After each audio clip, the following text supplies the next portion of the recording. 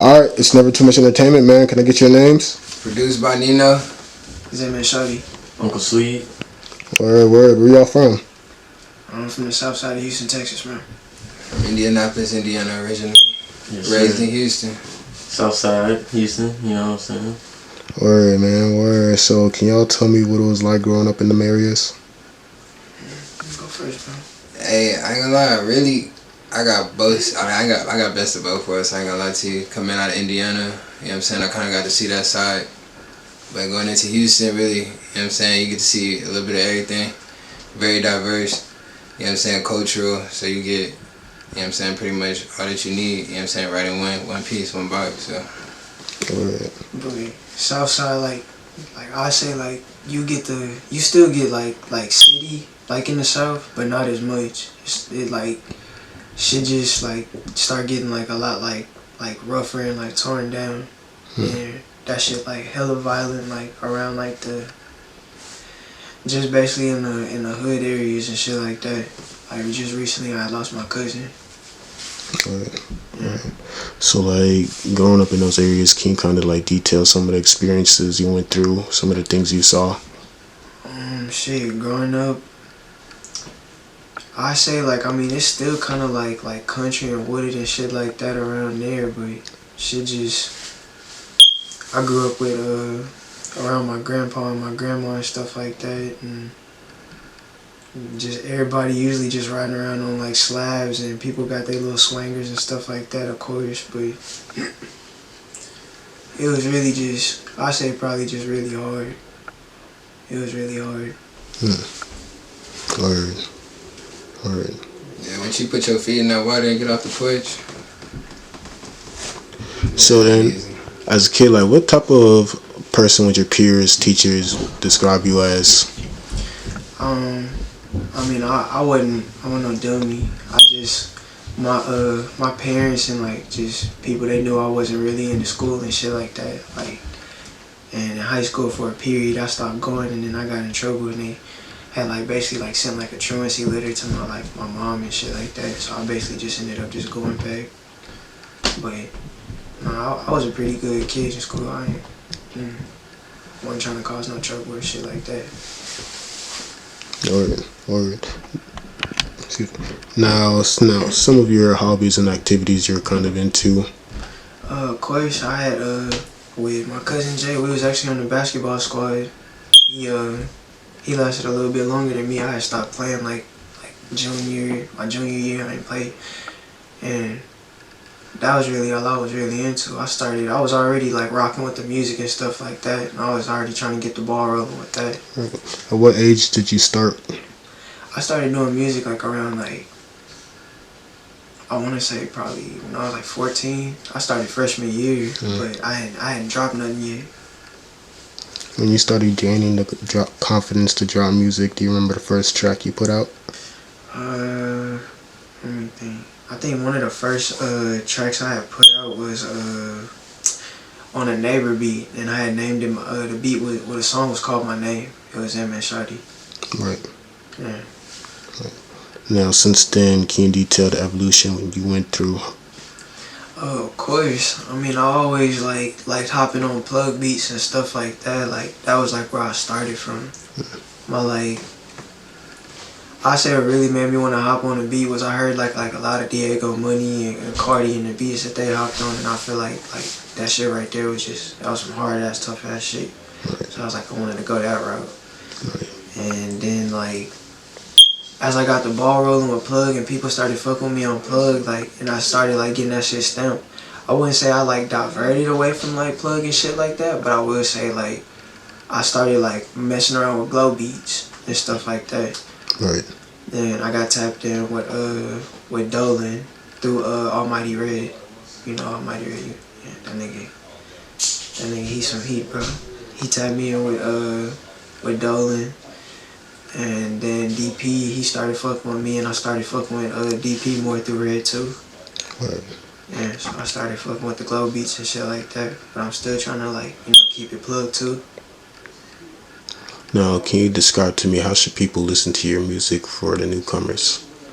I feel like if you a newcomer like listening to my music, you gonna get like most people say they get a euphoric feeling because like the beats that I choose and like just the melodies and the way the drums be cascading on the beat, stuff like that. So Right.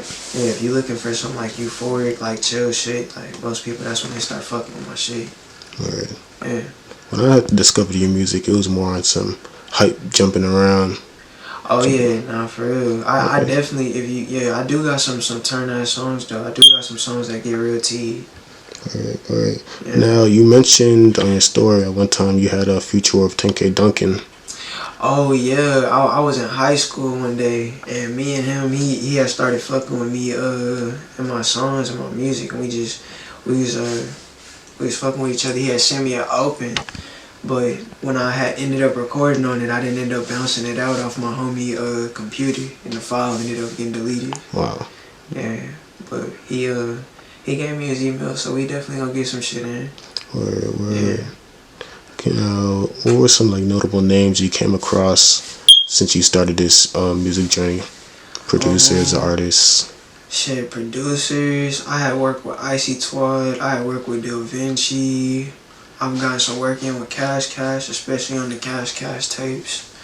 And just working with the plug producers. I fucked with Mexico Dro, Polo Boy Shawty. But one of the first people that fucked with me from plug was ASAP. Yeah, B-Plug ASAP. And artist-wise, I got a song that came out with Slime Cito through Glow Cita. She an up-and-comer producer. She fire as fuck. Right. Yeah. Now, when it comes to artist-producer relationships, it seems that you're really tapped into a lot of producers that seem to be more on the exclusive side. Yeah. How do you feel like artists should go about, having relationships with their producers so they could be on like the same track, same mindset? The first time that like basically when I started, I was just buying up beats from like people who was like basically just rocking with the plugs, stuff like people who had their own like little stuff like that, like Rob Surreal and Surreal Gang, and basically Eddie Gianni. Yeah, all the Surreal Gang. But the first person I think I like started like getting traction with, like from buying beats, was Alto SGP. Right. Yeah. Right. That's cool. Gotta buy beats, bro. And do you have any favorite memorable moments in your career thus far? Something that you hold close to you?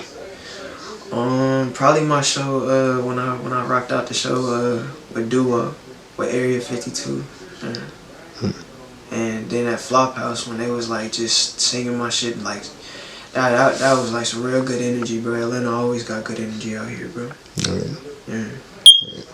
Now, what's the main differences do you feel like you see from the crowd when it comes to music in Houston versus Atlanta? I say Atlanta get more active with your music. Not to say that Houston don't get active with songs and stuff like that, but it's just like I feel like Atlanta, like they come alive more, like, cause Atlanta more tapped in a lot with the underground and shit like that. So hey, y'all feel that shit more than us out there. For shit, so. Alright. When you come to Atlanta, do you have any favorite food joints that you stop by, like the first place you come to? Man, not recently, man. And when I come out here, I really I haven't been able to really hit the food joints as much as I really want to, cause my head be ducked in the studio. Right. Yeah, I just saw you recording the other night. Yeah, he was recording some songs and stuff like that. We was making beats. Yeah. Alright. So how often do you feel like you record? I try to record like damn near every day when I can, but like I'm real like, I wouldn't say strict, but like on noise, I don't like a lot of noise and static being in my my vocals and stuff like that. So I try to be somewhere like where it's quiet. Alright. Yeah. Alright. Do you ever go through stagnant moments? I've been there before, but like a lot of times, like I say what really just gets me out is I gotta remember, like before I started making music, I was listening to music. So I go back and I listen to the stuff that really like used to inspire me and shit like that. Right. Yeah. Who are some of your inspirations that got you started into making music? Chief Keef, of course, who hasn't been influenced by that thing, bro. But of course, Diego Money, Cardi, Uno the Activist, Fonny, shit, what's his name? Wi-Fi's Funeral. Just a lot of people that was hopping on like the plug shit like early on. Sorry. So, all right, man. Now, can you tell me your favorite tracks out you have out right now? I say like a lot of people like they like that Felonies one that I dropped a couple months ago.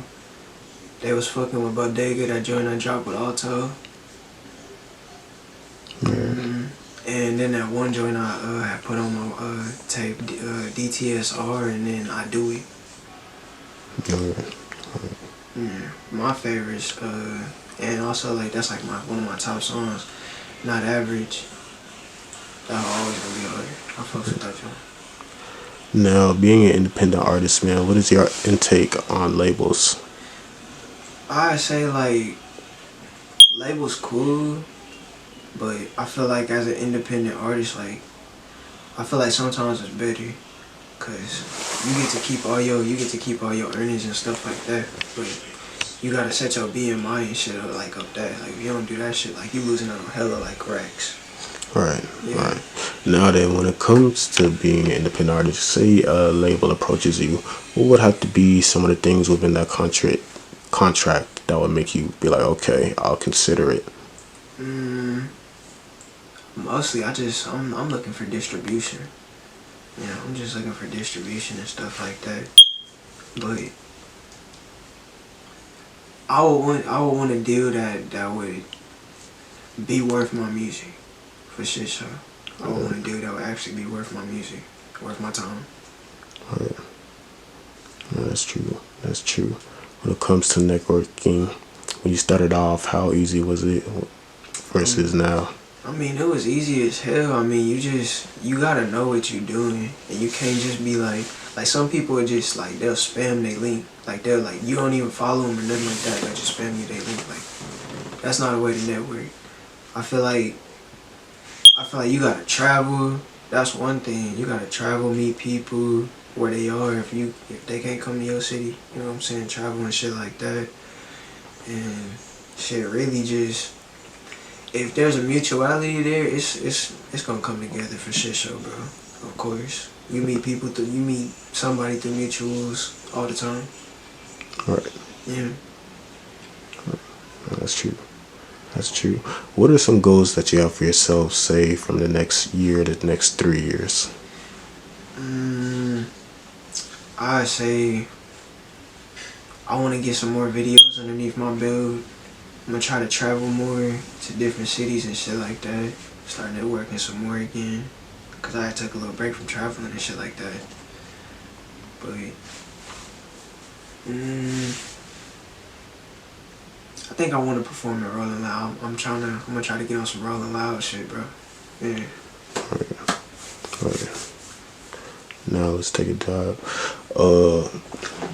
As noticing, Texas has more strict narcotics laws compared to Atlanta, Georgia. Did you notice a major difference in that when you started coming to Atlanta?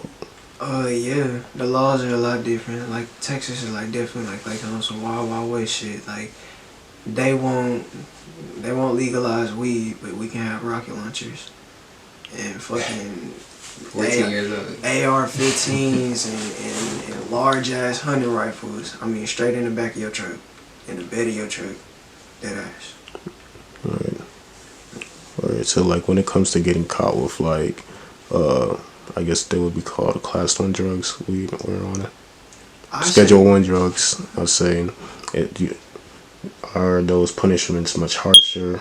I say you probably get a harsher punishment, like, yeah, probably in Texas. Texas, like, really, like, they harsh as hell on drugs. Yeah. They'll put a hefty ass fee on you, especially if you get caught driving with that shit. Right, so they give you tickets or they'll straight up arrest you? Nah, they'll arrest you. They'll take you to jail. See, over here they just recently passed a law in 2020 where they legalized it, so it's still illegal, but they're not going to arrest you for it anymore. They'll give you a ticket as long as it's under a zip. Shit, They passed that shit in Colorado too. The only thing we got is, I know if it's got to be under 2 ounces. It's got to be underneath 2 ounces. But if it's like, if you get caught with like over 2 ounces, you're gonna be held for like a longer time. For shit show.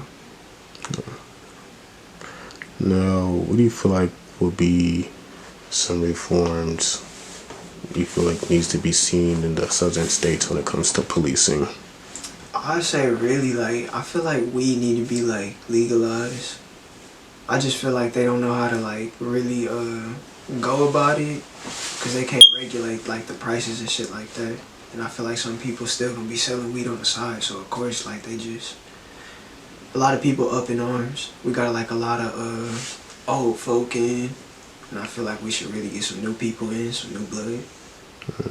Yeah. Just old thoughts. Now, if you're able to see your younger self, man, what would you tell him? Just to stay patient and basically like all that shit that you want as long as you consistent and you still hungry for that shit, stay down and that shit gonna come. Alright. What do you feel like other artists should know about chasing their dreams, passions, goals? I feel like as long as you put that effort and the work in, as much as you think like you the shit, I feel like a lot of niggas like they'll slow down like once they start getting comfortable and shit like that. You still gotta crank out that consistency. Right. Yeah, don't slow down just cause like or get comfortable and shit like that. Right. Now, what do you feel like is the key to consistency? I say shit. Me personally, like shit. Just keep doing what kept you inspired in the first place. Keep listening to stuff that kept you inspired and shit like that. Just shit. Stay true to you, like who you are and your character. Yeah. Alright, man. Or any last shout outs, any last messages you want to give to people? Shit, man. I say, man, shout out Gelato and Cookies, man. Shout out B/The Grinch, man. The Grinch Trench. Shout out my homie Jamal, bro. Shout out McKinley, you know, Trauma Man McKinley. Shout out my brother, man, Chaz Culture, bro. Shout out Callahan Pormio, Ralph, you know, Scotty Lane, all of them. Yeah. For sure, y'all. Word. Word. This is Xanmanshawty. Thank you for joining me on Never2muchentertainment, man. Stay blessed. Bless.